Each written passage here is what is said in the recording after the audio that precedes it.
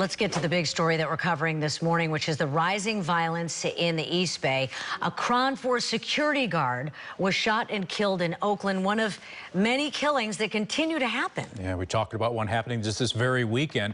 Joining us here to talk a bit more about the crime we're seeing in the East Bay is Bay Area Congressman Swalwell, who represents a good portion of the East Bay. Congressman Swalwell, thank you so much for joining us this morning.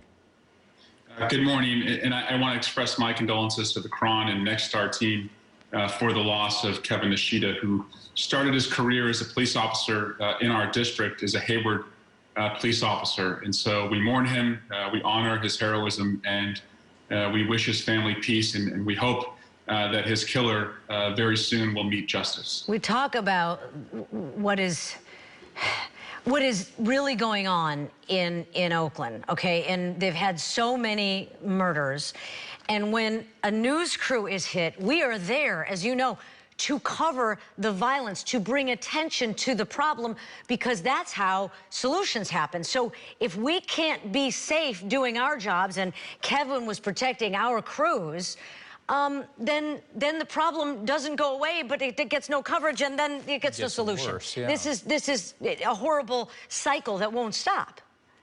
I hear you. Yes, Oakland needs more police officers. They are currently under policed right now, and fortunately, what we've done on the federal side through the America Rescue Plan, through the infrastructure bill, and also what's called Build Back Better, we are funding additional community police officers across the country, and I hope communities like Oakland take us up on deploying those officers. We've seen the benefits across the country when you have more officers that are community oriented rather than just responding to services. You also need more patrol officers as well, but having more cops officers I think will go a long way to making the streets safer.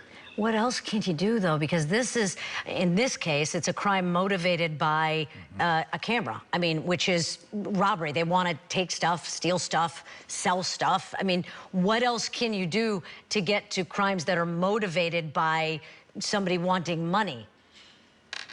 Well, that's right. And it's also, we've seen, an increase in juvenile crimes, and making sure that our kids are in school is critically important. And, schools in the poorest neighborhoods are the ones that have the fewest resources when it comes to, distance learning. And if you can't connect to broadband, to get the curriculum that you need, you're going to be out, bored and sometimes up to no good. And we've seen that. And so, really devoting resources to the places that need it the most. And then, our faith-based community, our community groups, boys and girls clubs, they also can go a long way to making sure that the most at-risk youth, like in our district, we have the ACT Reach Center, which seeks in San Lorenzo to try and lift people, into better choices. So it's not a single solution, but right now, crime is on the rise. People are rightfully terrorized, and we all need to do better. I wonder, too, about the guns, because you think, okay, if they wanted the camera or if they're going into mob rob kind of situations and they're armed, that ups it a level, because then somebody could pay the price with their life because they wanted some kind of material thing. So what about the gun angle on this and maybe doing something about that? Would that help? We're a country with nearly unrestricted weaponry, and California has some of the toughest gun laws in the country. However, when you border Arizona, where we know, and District Attorney Nancy O'Malley recently put a study out showing that a large amount of guns in the Alameda County area came from, that were used in crimes, came from Arizona and Nevada. So you're only as safe as the states around you. So that's why having national background checks are important. I support having a ban on assault rifles. But again, it's not just gun violence measures, it's investing in communities. And I saw as an Oakland prosecutor too often, as you went through streets, you'd hear the screeching sounds of police cars and police sirens, you'd see dilapidated schools, and you saw that there was just a deficit of hope. And so that's not a single solution. That's investing in communities, believing in people, and of course, having more police resources, to attack the crime. I see we've only got a couple minutes left with you. We want to respect your time. But while we have you, can I ask you quickly about a couple of other issues, too, that are on the horizon? We have an impending government shutdown as of Friday. I know lawmakers are getting back to work today. What's the likelihood we're going to be able to find a deal before then? And what do you think? Should we brace for a shutdown? We can't have a shutdown. That would just be intolerable for federal workers who are already, seeing the effects of the pandemic and hoping that we can see costs, come down across the country because of supply shortages in America. We can't shut the federal government down.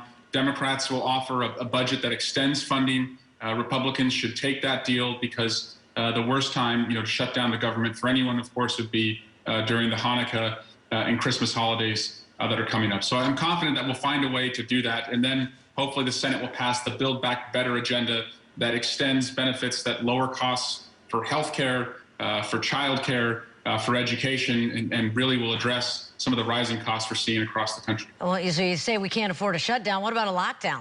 I mean, that's, yeah. I guess, maybe a possibility depending on what happens with this new coronavirus variant. Well, I've come to learn in government there's things we can control and things that we cannot control. And we can control whether we are vaccinated, whether we're boosted, whether we get our kids, if they're eligible, vaccinated, and whether we take precautions like masking. That all will go a long way to stopping more and more mutations of the virus. And so we're at only 59% in our country right now. That's about the middle of the pack for countries around our size. So we really need to step it up. It's not a political statement whether you're vaccinated or not. It's a statement about your health and what you think of the people around you. So let's celebrate the holidays, get vaccinated, and your family will miss you if you're gone. So it's not worth making a political statement to not get vaccinated. Please do that. That's what we can control. Okay, thank you so much. Congressman Swalwell. My pleasure. Yeah, we appreciate your time this morning. Thank you so much, and good luck this week as you try and get these things passed so we don't have a shutdown. We'll see you later.